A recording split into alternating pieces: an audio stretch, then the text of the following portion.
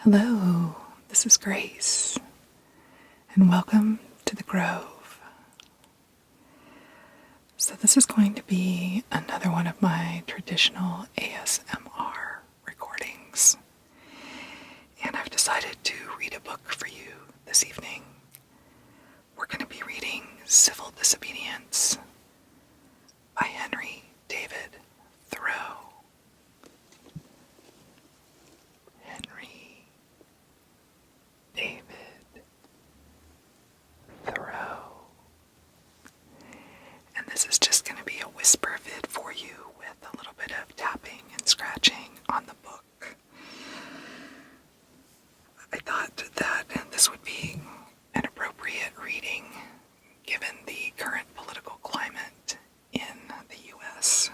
And as you can probably tell from my accent, I am an American.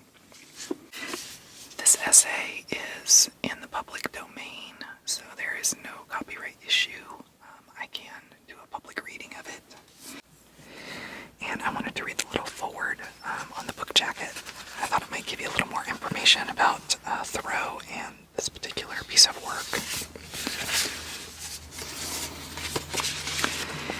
And again, this book has two of his writings in it. The first one is Walden, and the second one is Civil Disobedience.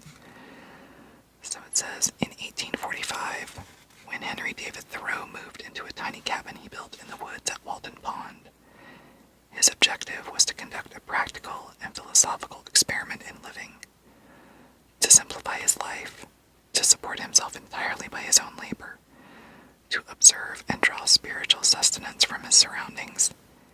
He planted and harvested beans, maintained and improved his cabin, and received guests. He also explored the forest, ponds, and wildlife in the area, took note of natural and man-made sounds, and walked occasionally to the nearby town of Concord, Massachusetts. Just as important, he kept a record of his 2 years living at the pond, published it as Walden, or Life in the Woods, in 1854. In 1846, during this experiment in living, Thoreau refused to pay a mandated poll tax, vowing never to support a government that permitted and protected slavery and that had launched an aggressive war against its Mexican neighbor. When he was arrested and jailed, his neighbors were shocked by his flouting of the law. In his essay, Civil Disobedience,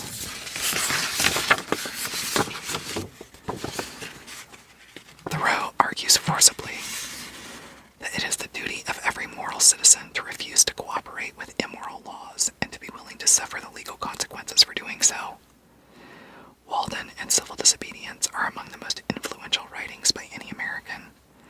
Walden inspired the modern conservation and environmental movements, as well as the creation of America's national parks. Mahatma Gandhi and Martin Luther King Jr. both cited civil disobedience as the primary source of their ideas on nonviolent protest against injustice. Henry David Thoreau was born in Concord, Massachusetts in 1817. Closely linked to Ralph Waldo Emerson and the Transcendentalist movement, he was a lifelong abolitionist, a noted naturalist, and a prolific writer and lecturer. He suffered from tuberculosis and died of the disease in 1862.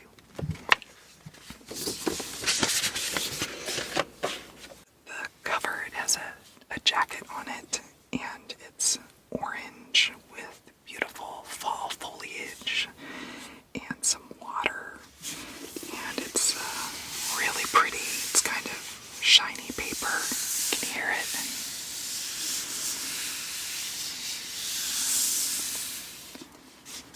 It's really beautiful.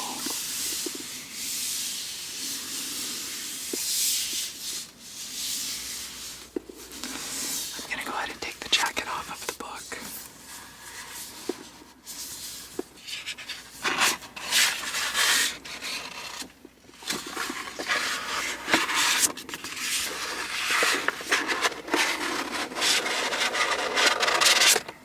And I'm just going to set that over to the side. The actual book has a beautiful green cloth spine with gold writing on it. It's like embossed gold writing.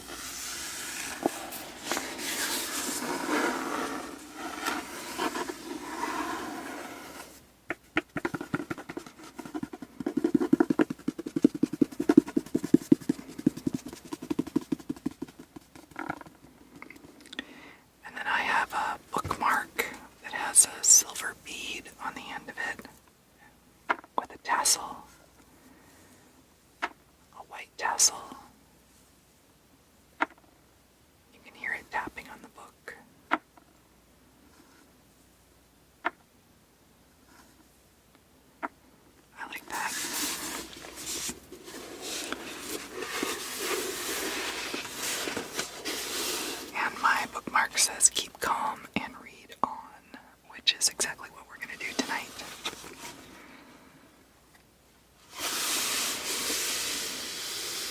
The pages in this book are really nice, thick pages, and they have a little bit of a rough cut on the edge, so it almost makes it look handmade. I like that. Okay, the cover sheet says Civil Disobedience.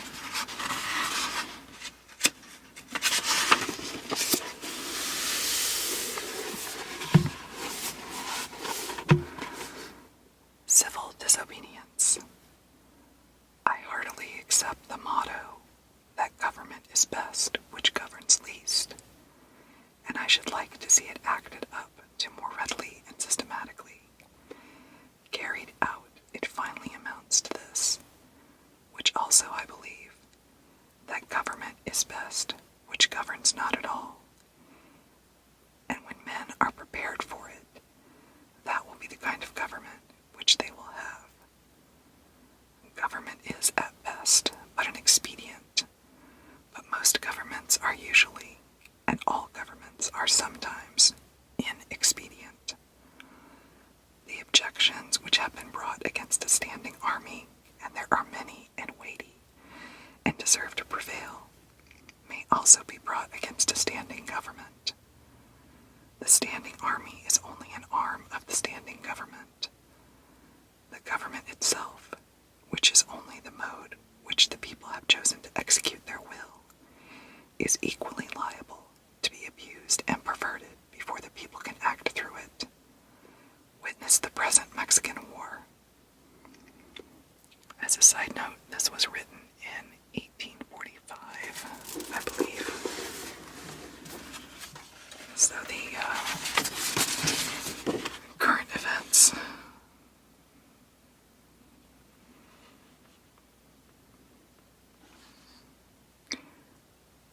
Actually, I'm sorry, I take that back. 1846. So, he's discussing current events at that time. Witness the present Mexican War, the work of comparatively a few individuals using the standing government as their tool. For, in the outset, the people would not have consented to this measure. This American government, which is it but a tradition, though a recent one, endeavoring to transmit itself unimpaired to posterity, but each instant losing some of its integrity. It has not the vitality and force of a single living man, for a single man can bend it to his will. It is a sort of wooden gun to the people themselves, but it is not the less necessary for this, for the people must have some complicated machinery or other, and hear its din, to satisfy the idea of government which they have. Governments show thus how successfully men can be imposed on, even impose on themselves, for their own advantage. It is excellent, we must all allow, yet this government never of itself furthered any enterprise, but by the alacrity with which it got out of its way. It does not keep the country free. It does not settle the West. It does not educate. The character inherent in the American people has done all that. The character inherent in the American people has done all that has been accomplished, and it would have done somewhat more if the government had not sometimes gotten its way. For government is an expedient by which men would fain succeed in letting one another alone, and as has been said, when it is most expedient, the governed are most let alone by it. Trade and commerce, if they were not made of India rubber, would never manage to bounce over the obstacles which legislators are continually putting in their way. And if one were to judge these men wholly by the effects of their actions, and not partly by their intentions, they would deserve to be classed and punished with those mischievous persons who put obstructions on the railroads.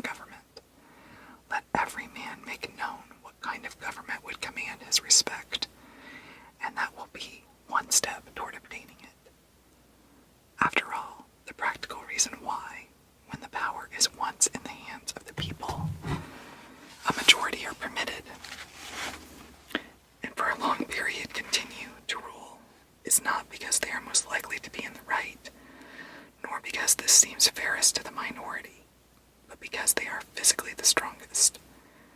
But a government in which the majority rule in all cases cannot be based on justice, even as far as men understood it. Can there not be a government in which majorities do not virtually decide right and wrong, but conscience, in which majorities decide only those questions to which the rule of expediency is applicable? Must the citizen ever for a moment, or in the least degree, resign his conscience to the legislator? Why has every man a conscience, then? I think that we should be men first and subjects afterward. Let's change that to people first. Women weren't able to vote at this time and didn't really participate very heavily in public life. So I always think that it's interesting to read books that are older and see the pronoun usage and also, the fact that he wasn't even taking women into consideration, at least not in his writings. Okay, back to the book. Is it not desirable to cultivate a respect for the law, so much as for the right? The only obligation which I have a right to assume is to do at any time what I think right. It is truly enough said that a corporation has no conscience, but a corporation of conscious men is a corporation with a conscience. But a corporation of conscientious men is a corporation with a conscience. Law never made men a whit more just, and by means of their respect for it, even the well-disposed are daily made the agents of injustice. A common and natural result of an undue respect for law is that you may see a file of soldiers, colonel, captain, corporal, privates, powder monkeys and all, marching in admirable order over hill and dale to the wars, against their wills, aye, against their common sense and conscience, which makes it very steep marching indeed, and produces a palpitation of the heart. They have no doubt that it is a damnable business in which they are concerned. They are all peaceably inclined. Now what are they? Men at all? Or small movable forts and magazines at the service of some unscrupulous man in power? Visit the Navy Yard and behold a Marine, such a man as an American government can make, or such as it can make a man with its black arts, a mere shadow and reminiscence of humanity. A man laid out alive and standing, and already, as one may say, buried under arms with funeral accompaniments, though it may be. Not a drum was heard, not a funeral note, as his corpse to the rampant we hurried. Not a soldier discharged his farewell shot, or the grave where our hero we buried. The mass of men serve the state thus, not as men mainly, but as machines with their bodies. They are the standing army and the militia, jailers, constables, posse commonants, etc. In most cases, there is no free exercise whatever of the judgment or of the moral sense, but they put themselves on a level with wood and earth and stones, and wooden men can perhaps be manufactured that will serve the purpose as well. Such command no more respect than men of straw or a lump of dirt. They have the same sort of worth only as horses and dogs, yet such as these even are commonly esteemed good citizens. Others,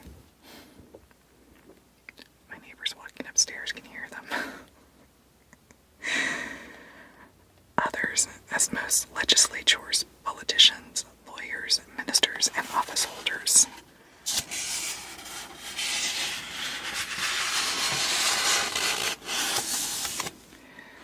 Serve the state chiefly with their heads, and as they rarely make any moral distinctions, they are as likely to serve the devil without intending it as God. A very few as heroes, patriots, martyrs, reformers in the great sense, and men serve the state with their conscience also, and so necessarily resist it for the most part. wise man will only be useful as a man, and will not submit to be clay and stop a hole to keep wind away, but leave that office to his dust at least. I am too high-born to be propertied, to be a secondary at control, or useful serving men and instrument to any sovereign state throughout the world. He who gives himself entirely to his fellow men appears to them useless and selfish. But he who gives himself partially to them is pronounced a benefactor and philanthropist. How does it become a man to behave toward this American government today? I answer that he cannot without disgrace be associated with it. He cannot without disgrace be associated with it.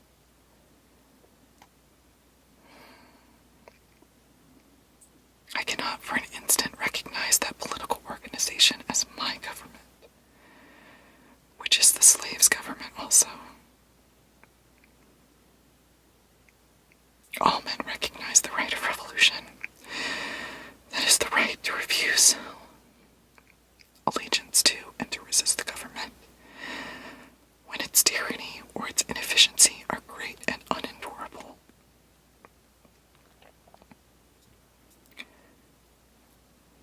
But almost all say that such is not the case now. But such was the case, they think, in the Revolution of 75. And I'm assuming he's talking about 1775 there. If one were to tell me that this was a bad government because it taxed certain foreign commodities brought to its ports, it is most probable that I should not make an ado about it, for I can do without them. All machines have their friction, and possibly this does enough good to counterbalance the evil. At any rate, it is a great evil to make a stir about it.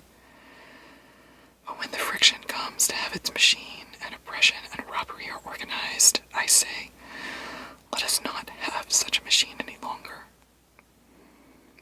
In other words, when a sixth of the population of a nation which has undertaken to be the refuge of liberty are slaves, and a whole country is unjustly overrun and conquered by a foreign army and subjected to military law, I think that it is not too soon for honest men to rebel and revolutionize.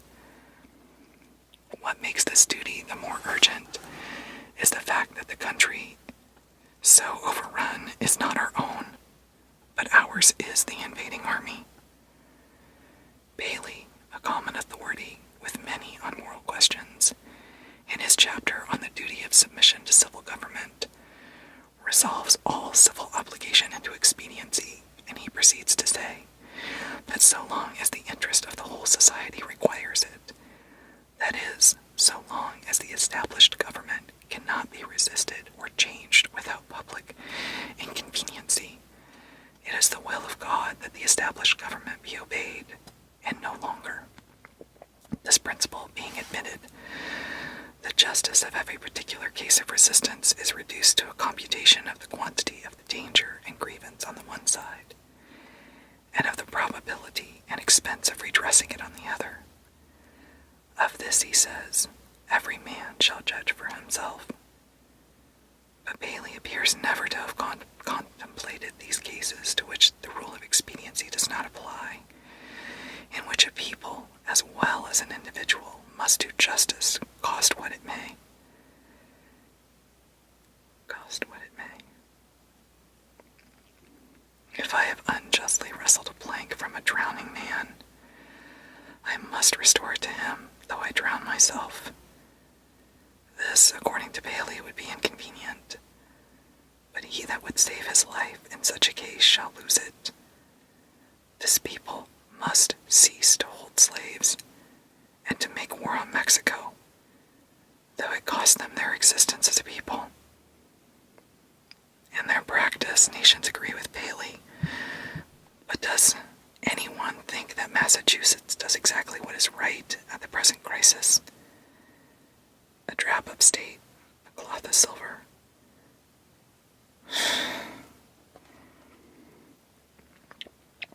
A drab of state, a cloth of silver slut, to have her train worn up and her soul trail in the dirt. Practically speaking, the opponents to a reform in Massachusetts are not 100,000 politicians at the South, but 100,000 merchants and farmers here who are more interested in commerce and agriculture than they are in humanity, and are not prepared to do justice to the slave and to Mexico, cost what it may. I quarrel not with far-off foes, but with those who near at home cooperate with, and do the bidding of those far away, and those without whom the latter would be harmless. We are accustomed to say that the mass of men are unprepared, but improvement is slow.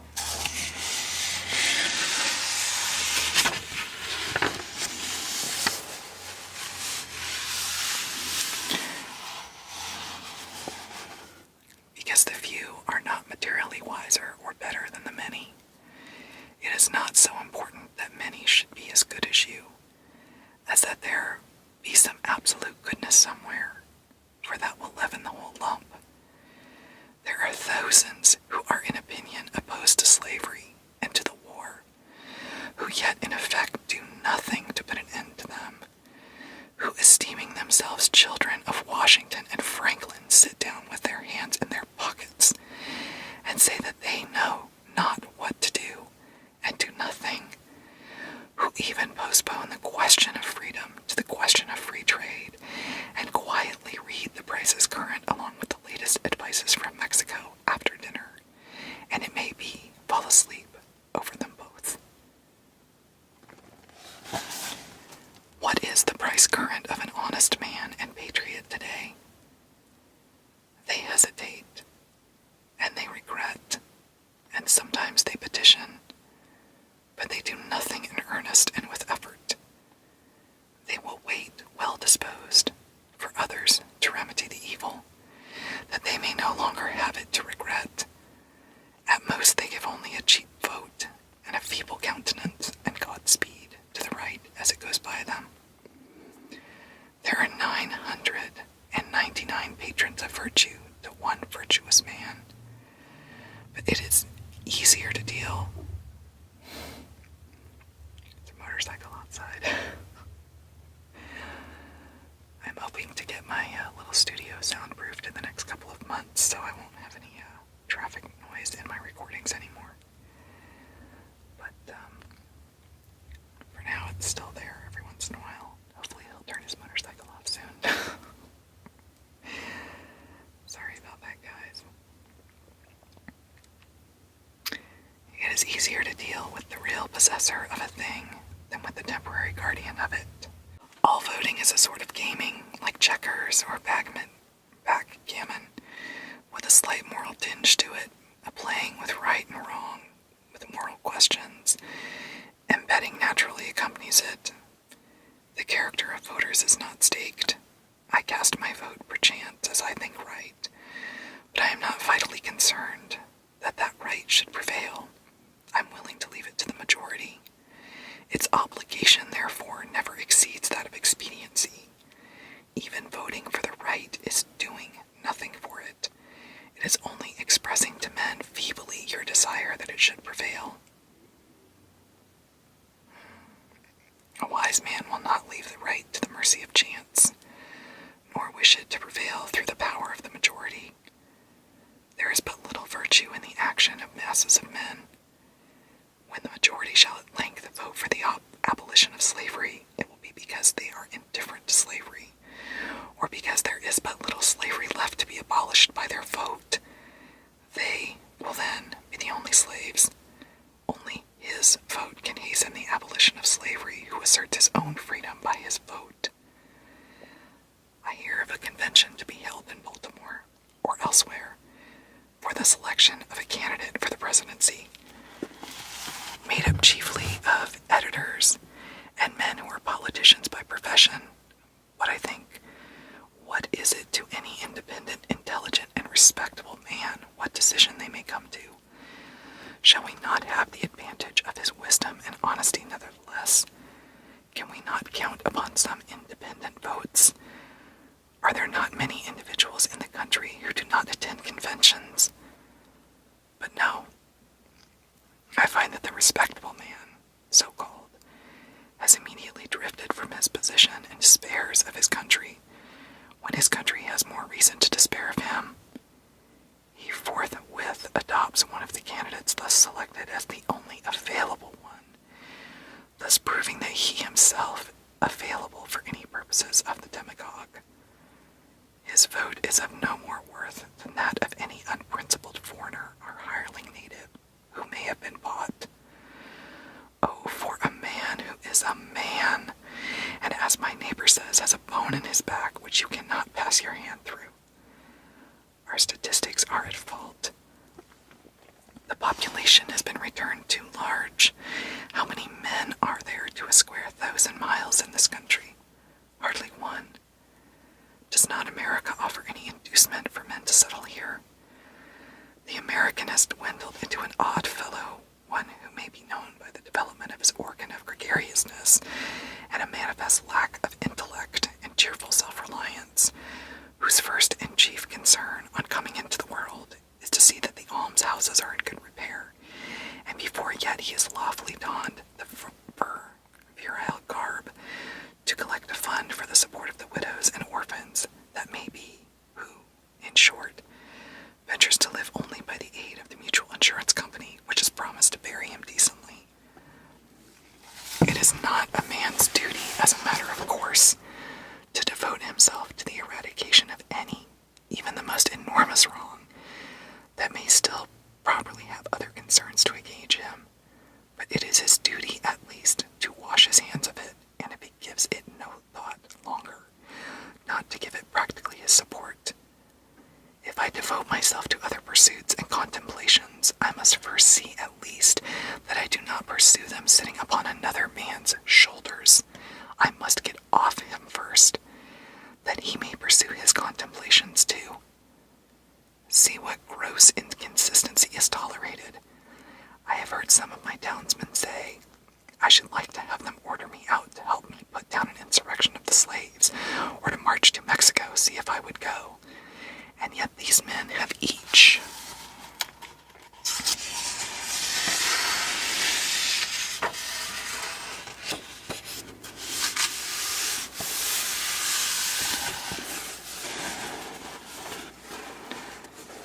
directly by their allegiance, and so indirectly at least by their money, furnished a substitute.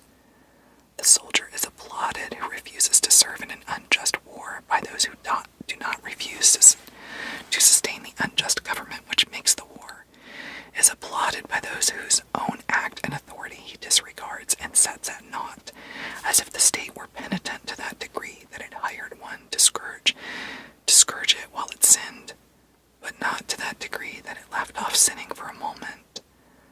Thus, under the name of order and civil government, we are all made at last to pay homage to and support our own meanness. After the first blush of sin comes its indifference, and from immoral it becomes, as it were, unmoral, and not quite unnecessary to that life which we have made. The broadest and most prevalent error requires the most disinterested virtue to sustain it. The slight reproach to which the virtue of patriotism is commonly liable, the noble are most likely to incur. Those who, while they disapprove of the character and measures of a government, yield to it their allegiance and support, are undoubtedly its most conscientious supporters, and so frequently the most serious obstacles to reform. Some are petitioning the state to dissolve the Union, to disregard the requisitions of the President. Why do they not dissolve it themselves, the Union between themselves and the state, and refuse to pay their quota to its treasury? Do not they stand in the same relation to the state that the state does to the Union? And have not the same reasons prevented the state from resisting the Union, which have prevented them from resisting the state? The reason that Thoreau wrote this essay to begin with is because he didn't want to pay a tax bill. So this was really an argument against taxation, which is kind of interesting, I think.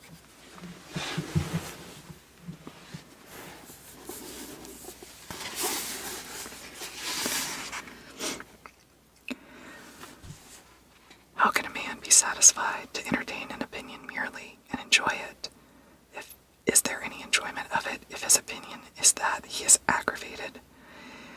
you are cheated out of a single dollar by your neighbor, you do not rest satisfied with knowing that you are cheated, or with saying that you are cheated, or even petitioning him to pay you your due, but you take effectual steps at once to obtain the full amount and see that you are never cheated again. Action from principle, the perception and the performance of right, changes things and relations. It is essentially revolutionary, and does not consist wholly with anything which was. It not only divides states and churches, it divides families. It divides the individual, separating the diabolical in him from the divine. Unjust laws exist. Shall we be content to obey them? Or shall we endeavor to amend them and obey them until we have succeeded? Or shall we transgress them at once? Men generally, under such a government as this, think they ought to wait until they have persuaded the majority to alter them. They think that if they should resist, the remedy would be worse than the evil.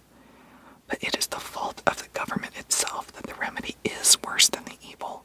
It makes it worse. Why is it not more apt to anticipate and provide for reform? Why does it not cherish its wise minority? Why does it cry and resist before it is hurt? Why does it not encourage its citizens to be on the alert to point out its faults and do better than it would have them? Why does it always crucify Christ and excommunicate Copernicus and Luther and pronounce Washington and Franklin rebels? One would think that a deliberate and practical denial of its authority was the only offense never contemplated by government. Else, why is it not assigned its definite, its suitable and proportionate penalty? If a man who has no property refuses but once to earn 9 shillings for the state, he is put in prison for a period unlimited by any law that I know, and determined only by the discretion of those who placed him there. But if he should steal 90 times 9 shillings from the state, he is soon permitted to go at large again.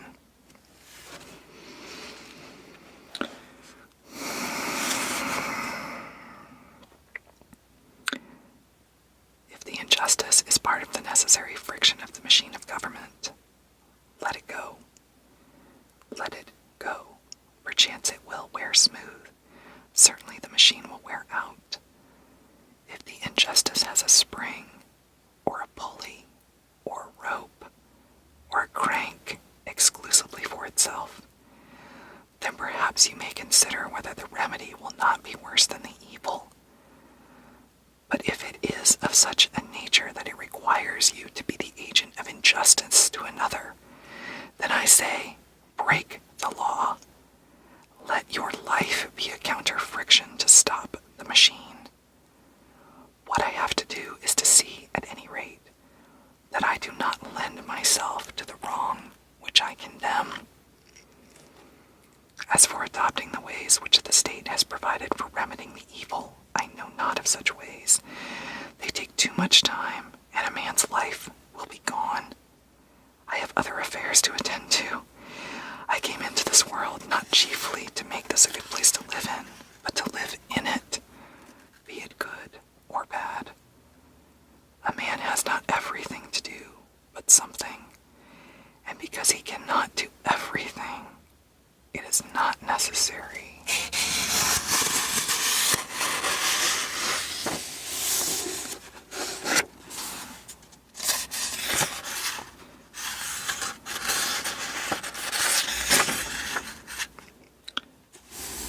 That he should do something wrong.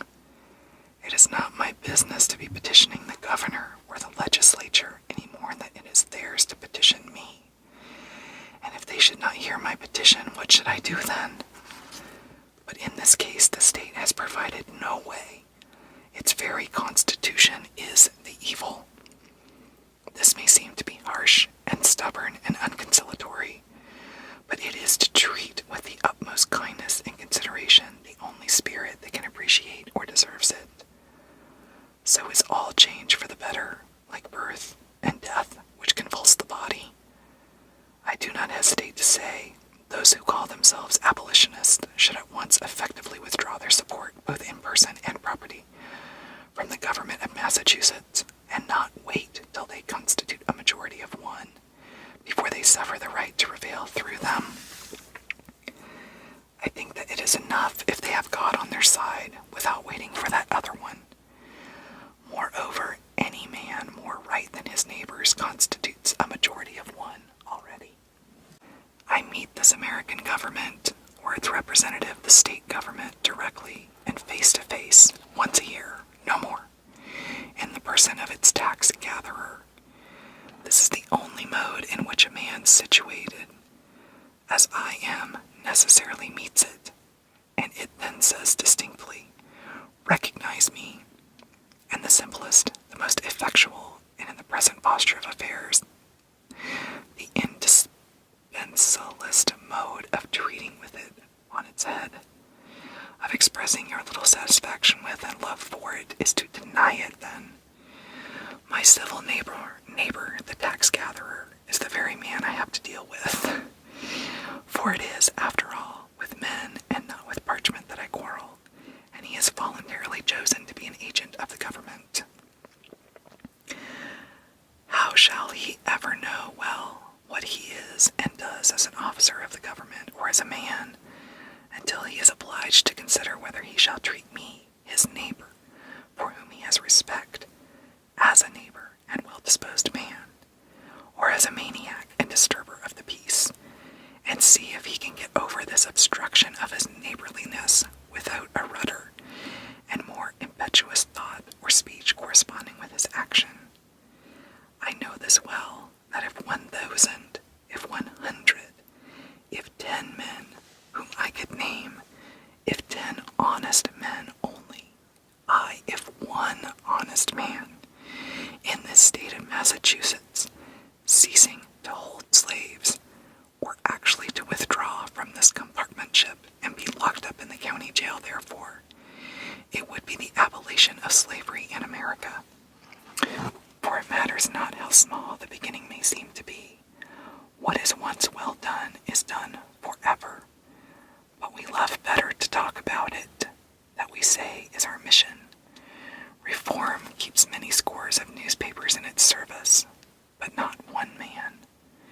If my esteemed neighbor, the state's ambassador, who will devote his days to the settlement of the question of human rights in the council chamber, instead of being threatened with the prisons of Carolina, or to sit down the prisoner of Massachusetts, that state which is so anxious to foist the sin of slavery upon her sister, though at present she can discover only an act of inhospitality to be the ground of a quarrel with her, the legislature would not wholly waive the subject the following winter.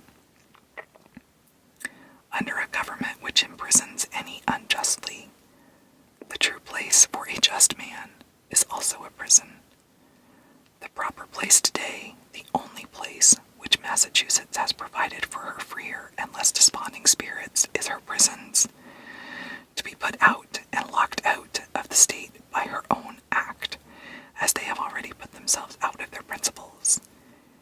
It is there that the fugitive slave, that the Mexican prisoner on parole, and the Indian come to plead the wrongs of his race should find them, on that separate but more free and honorable ground, where the state places those who are not with her, but against her. The only house is a slave state in which a free man can abide with honor. If any think that their influence would be lost there, and their voices no longer afflict the ear of the state, that they would not be as an enemy within its walls, they do not know by how much truth is stronger than error, nor how much more eloquently and effectively he can combat injustice who has experienced a little in his own person. Cast your whole vote, not a strip of paper merely, but your whole influence. A minority is powerless when it conforms to the majority. It is not even a minority then, but it is irresistible when it clogs by its whole weight. If the alternative is to keep all just men in prison or give up war and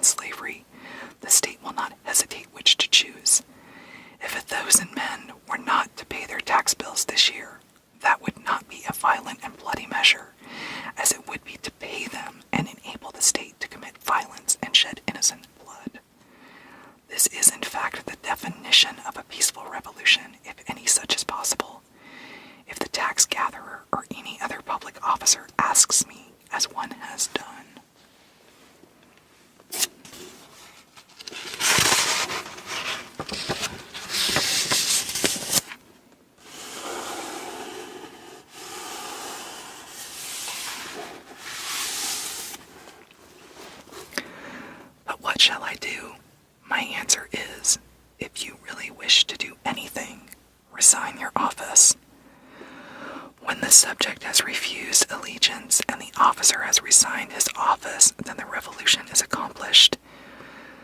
But even suppose blood should flow, is there not a sort of bloodshed when the conscience is wounded? Through this wound, a man's real manhood and immorality flow out, and he bleeds to an everlasting death. I see this blood flowing now. I have contemplated the imprisonment of the offender rather than the seizure of his goods, which both will serve the same purpose, because they who assert the purest right and consequently are most dangerous to a corrupt state, commonly have not spent much time in accumulating property. To such the state renders comparatively small service, and a slight tax is wont to appear exorbitant, particularly if they are obliged to earn it by special labor with their hands. If they were one who lived wholly without the use of money, the state itself would hesitate to demand it of him. But the rich man, not to make an invidious comparison, is always sold to the institution which makes him rich. But the rich man is always sold to the institution which makes him rich.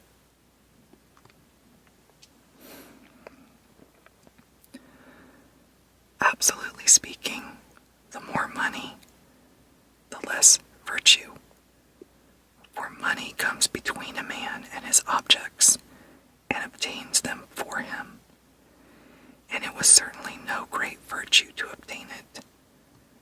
It puts to rest many questions which he would otherwise be taxed to answer, while the only new question which it puts is the hard but superfluous one: how to spend it. Thus his moral ground is taken from under his feet. The opportunities of living are diminished in proportion as what are called the means are increased. The best thing a man can do for his culture when he is rich is to endeavor to carry out those schemes which he entertained when he was poor. Christ answered the Herodians according to their condition. "Show me the tribute money," said he, and one took a penny out of his pocket. If you use money which has the image of Caesar on it, and which he has made current and valuable, that is, if you are men of the state, and gladly enjoy the advantages of Caesar's government, then pay him back some of his own when he demands it. Render therefore to Caesar that which is Caesar's, and to God those things which are God's, leaving them no wiser than before as to which was which, for they did not wish to know. When I converse with the freest of my neighbors, I perceive that, whatever they may say about the magnitude and seriousness of the question and their regard for the public tranquility, the long and short of the matter is that they cannot spare the protection of the existing government, and they dread the consequences to their property and families of disobedience to it. For my own part, I should not like to think that I ever rely on the protection of the state, but if I deny the authority of the state when it presents its tax bill, it will soon take and waste all my property, and so harass me and my children without end. This is hard. This makes it impossible for a man to live honestly, and at the same time comfortably in outward respects. It will not be worth the while to accumulate property. That would be sure to go again. You must hire or squat somewhere, and raise but a small crop and eat that soon. You must live within yourself, and depend upon yourself always tucked up and ready for a start, and not have many affairs. A man may grow rich in Turkey even, if he will be in all respects a good subject of the Turkish government. Confucius said, if a state is governed by the principles of reason, poverty and misery are subjects of shame. If a state is not governed by the principles of reason, riches and honors are the subjects of shame. No.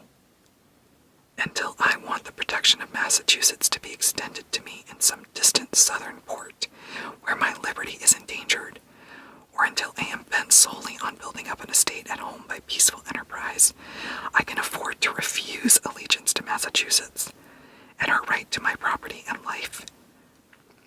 It costs me less in every sense to incur the penalty of disobedience to the state than it would to obey. I should feel as if I were worth less in that case.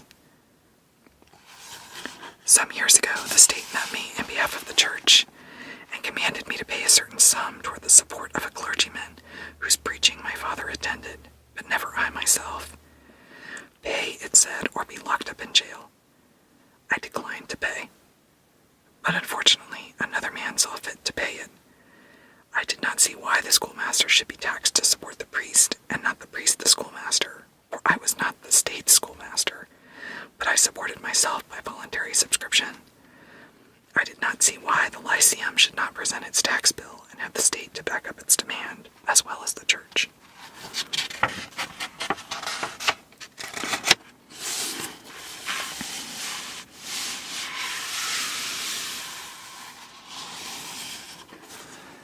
However, at the request of the selectmen, I condescended to make some such statement as this in writing. Know all men by these presents that I, Henry Thoreau, do not wish to be regarded as a member of any incorporated society which I have not joined. This I gave to the town clerk, and he has it. The state, having thus learned that I did not wish to be regarded as a member of that church, has never made a like demand on me since, though it said that it must adhere to its original presumption that time. If I had known how to name them, I should then have signed off in detail from all the societies which I never signed on to, but I did not know where to find a complete list. I have paid no poll tax for 6 years. I was put into a jail once on this account for one night, and as I stood considering the walls of solid stone 2 or 3 feet thick, the door of wood and iron a foot thick, and the iron grating which strained the light, I could not help being struck with the foolishness of that institution which treated me as if I were mere flesh and blood and bones to be locked up. I wondered that it should have concluded at length that this was the best use it could put me to, and had never thought to avail itself of my services in some way. I saw that if there was a wall of stone between me and my townsmen, there was a still more difficult one to climb or break through before they could get to be as free as I was. I did not for a moment feel confined, and the walls seemed a great waste of stone and mortar. I felt as if I alone of all my townsmen had paid my tax. They plainly did not know how to treat me, but behaved like persons who were underbred. In every threat and in every compliment there was a blunder, for they thought that my chief desire was to stand the other side of that stone wall. I could not but smile to see how industriously they locked the door on my meditations, which followed them out again without let or hindrance, and they were really all that was dangerous.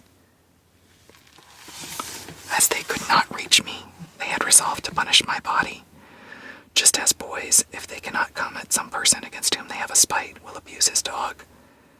I saw that the state was half-witted, that it was timid as a lone woman with her silver spoons, and that it did not know its friends from its foes, and I lost all my remaining respect for it and pitied it. Thus, the state never intentionally confronts a man's sense, intellectual or moral, but only his body, his senses. It is not armed with superior wit or honesty, but with superior physical strength. I was not born to be forced. I will breathe after my own fashion. Let us see who is the strongest. What force has a multitude? They only can force me, who obey a higher law than I. They force me to become like themselves.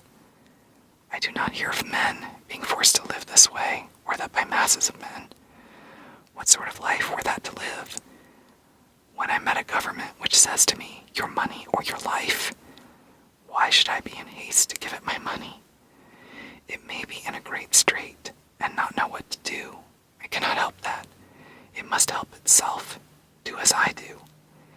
It is not worth the while to snivel about it.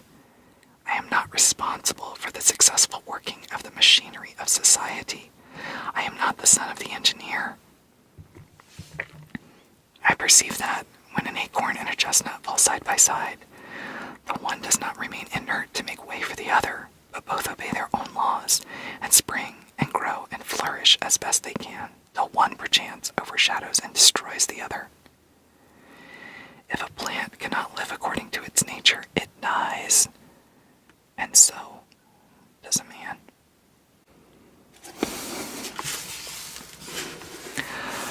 I think that's going to be all for tonight. It's so good. Put the bookmark back in.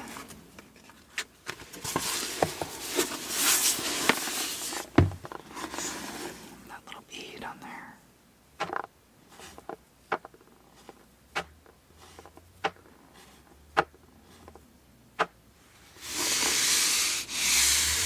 Beautiful cover.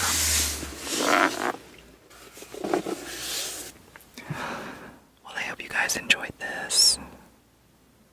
And let me know if you want me to continue with civil disobedience. There's quite a bit left of it. It's a fairly large essay. I hope you enjoyed this.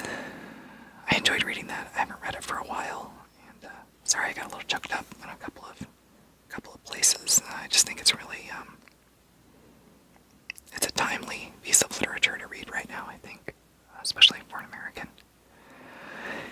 Anyway, I don't want to get too political. I know everyone has different views and perspectives, and I respect that. And this is supposed to be relaxing ASMR time, so I don't want to start a political debate. But I just thought it might be interesting to read that essay, especially for those of you who have not heard of it or weren't aware of it. I really like his writing, though. I think it still holds up, even now. And I think we're still struggling with a lot of the same questions and issues, and trying to find a way through that. So I think it's, again, a timely piece of writing. So let me know if you enjoyed my reading, and I can definitely do more of this for the traditional ASMR audios that I'm doing. I hope you have a fantastic night, and if you're interested in the other content on my channel, there will be a new audio posting tomorrow, and it's really good. I think you guys will really like it. It's a piece, a role play piece that is about encouragement and helping with self-esteem. So encouraging your partner and helping them with their self-esteem. And I hope that you guys enjoy that as well. So thanks for joining me here in the Grove this evening, and I hope that you have a great night's sleep.